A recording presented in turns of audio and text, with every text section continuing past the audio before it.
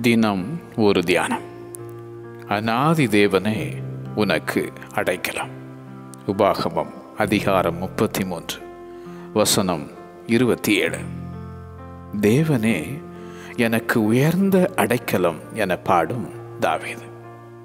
சிறுமைப்பட்டவனுக்கு கர்த்தர் அடைக்கலம்.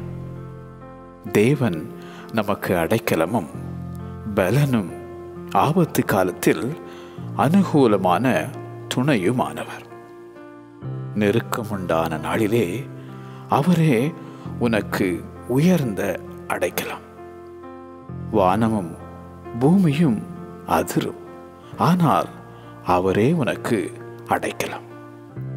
பகலிலே வெயிலுக்கு நிழலாகவும் பெருங்காற்றுக்கும் மழைக்கும் அடைக்கலமாகவும் மறைவிடமாகவும் ஒரு கூடாரமாகவும் அவர் உனக்கு இருப்பார்.